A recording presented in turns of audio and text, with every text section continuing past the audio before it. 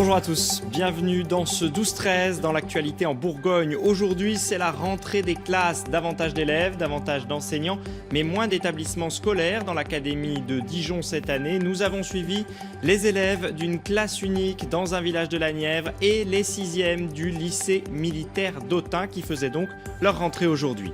Un procès pour cruauté et acte de barbarie s'ouvre cet après-midi devant le tribunal correctionnel de Chalon-sur-Saône. Une éleveuse de chiens avait aspergé d'essence et mis le feu à un berger allemand nommé Fuji, une affaire qui suscite toujours une vive émotion.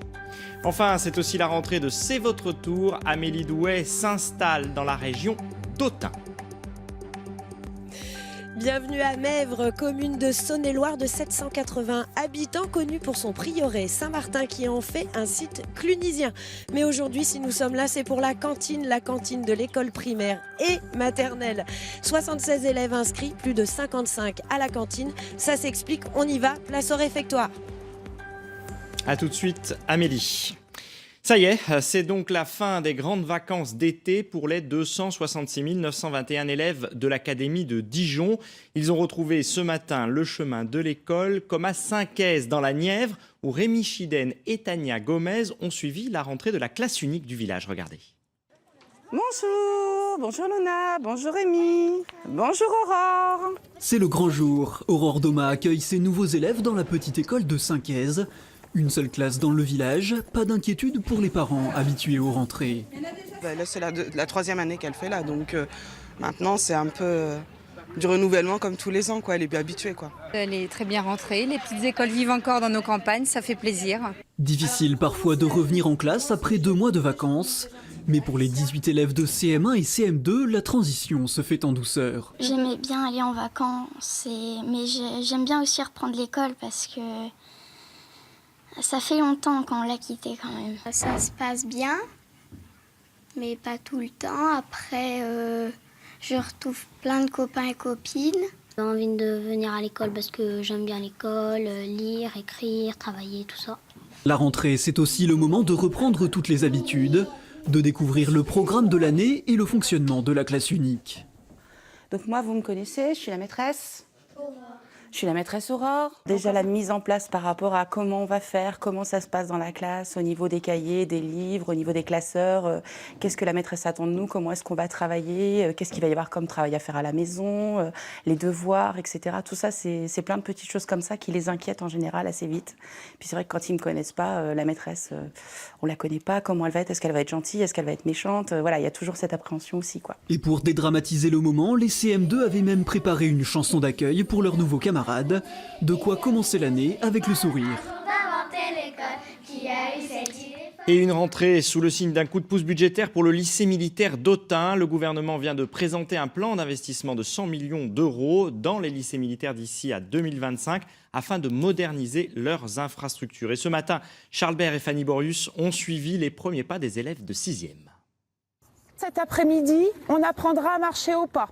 D'accord ? Par contre, vous savez déjà vous mettre au garde à vous. Oui. On est d'accord. Et en position de repos. Oui. Bien. Une rentrée au carré pour ces élèves de 6e. Ils ont seulement 11 ans et vont désormais porter l'uniforme tous les jours. Tout un symbole. On en est fiers parce que on a beaucoup travaillé pour pouvoir entrer dans cette école. Et puis aujourd'hui, ça y est, on est là et on a réalisé notre rêve. Donc on est très fiers de le porter. Dans ce collège militaire, 50 élèves de 6e font leur rentrée. La difficulté pour eux, c'est désormais d'assimiler toutes les règles sous la baguette de leur chef de peloton. Il y a de la rigueur, un petit peu de la rigueur militaire. Après, ça reste des enfants. Faut pas l'oublier, hein. Nous, on a des enfants qui ont 10, 11 ans. Donc, je veux dire, on est très souple. On ne peut pas exiger la même chose d'un enfant et d'un adulte. Pour être scolarisés ici, la sélection est rude. Ce sont principalement des enfants de militaires ou de fonctionnaires. Ils viennent de toute la France, comme État, originaire de Lyon. Mon frère, il est allé visiter et il m'a raconté, ça m'a plu. Et je trouve que c'est mieux que les autres collèges pour la réputation.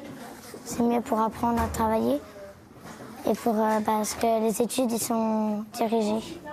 La plupart de ces collégiens ne rêvent pas de devenir militaires, mais cherchent plutôt un enseignement unique.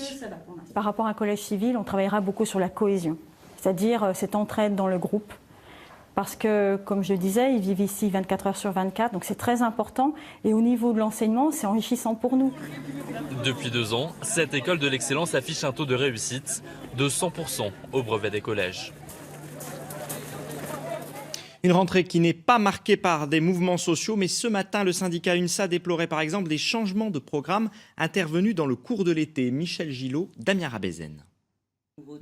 En cette rentrée, les enseignants du premier degré vont se retrouver, tout comme leurs élèves, en situation d'apprentissage. Et pour cause, durant l'été, le ministère et le Conseil supérieur de l'éducation ont décidé d'un certain nombre de changements dans les programmes. Les collègues qui pensaient à la mi-juillet avoir tout préparé leur rentrée ont eu la surprise de voir ces ajustements arriver en français, en maths, en éducation civique et morale, du CP jusque dans le secondaire. Et donc, voilà, les collègues ont l'impression d'avancer à marche forcée et ont l'impression que le ministre est là pour mettre sa patte sans qu'il y ait vraiment une réelle intention pédagogique derrière tout ça. C'est l'analyse de l'UNSA, donc le ministre Blanquer veut imprimer sa marque sur tous les sujets, y compris avec un nouveau texte sur l'usage du téléphone portable, pourtant déjà interdit par les règlements intérieurs des établissements. Je vous le disais en titre, l'éleveuse qui a incendié le chien Fuji comparaît devant le tribunal correctionnel de Chalon-sur-Saône cet après-midi. On retrouve Marie Joly devant le palais de justice. Marie, c'est une affaire qui, depuis près d'un mois, suscite toujours beaucoup d'émotions. Oui, Jean-Christophe, depuis le début, cette affaire a suscité beaucoup d'émotions sur les réseaux sociaux. Et d'ailleurs, cet après-midi, dès 14h, une manifestation est prévue ici devant le tribunal de Chalon-sur-Saône. Manifestation donc en mémoire de Fuji, ce berger allemand de 9 ans, retrouvé agonisant dans un champ à Sagy. C'était, vous l'avez dit, le 9 août dernier. Ce chien avait été aspergé de produits inflammables, puis brûlé, et il est décédé quelques jours plus tard de ses blessures. Alors cet après-midi, l'auteur présumé des faits sera jugé en comparution immédiate. Il s'agit d'une femme d'une trentaine d'années, éleveuse amatrice, qui s'en était pris au chien de son compagnon, vraisemblablement par jalousie. Elle est poursuivie pour sévices graves et actes de cruauté. Dans cette affaire qui est très sensible, la Fédération 30 millions d'amis et la SPA se constituent partie civile. Des associations qui, je vous le disais, manifesteront ici dès 14h pour exprimer leur colère sur cette affaire et défendre la cause animale.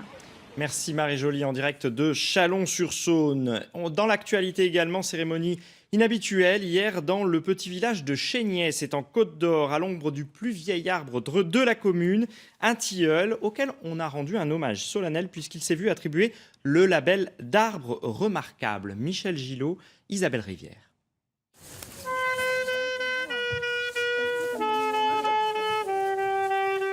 Des enfants qui l'entourent pour le mesurer sur un air de Brassens. C'est jour de gloire pour le vénérable tilleul de Chénier.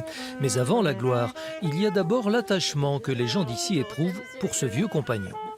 Je passe assez souvent à côté. Nous habitons un petit village pas loin d'ici, à Marsanne-et-le-Bois. Et comme j'emmène pas mal de randonnées, on passe souvent près de ce tilleul. Je l'ai toujours admiré avec ce calvaire devant. Qu'est-ce que tu en penses de cet arbre, toi? Qu'il est plutôt joli et grand. Il a 200 ans. Et on le trouve plutôt joli. Il a 220 ans.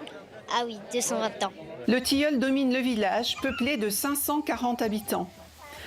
Haut de 33 mètres, ce Tilia platyphylos à grandes feuilles mesure 3,66 m, donc de circonférence, et son espèce peut atteindre 1000 ans. Une petite cérémonie, des discours, des poèmes, un diplôme, le tout sous son ombre accueillante. Voici donc le tilleul de Chénier, élevé désormais au rang d'arbre remarquable, une distinction dont bénéficient aujourd'hui environ 500 arbres en France. Un des critères, ce sont les dimensions de l'arbre. Un autre, dont tout le monde s'en doute, l'âge de l'arbre évidemment.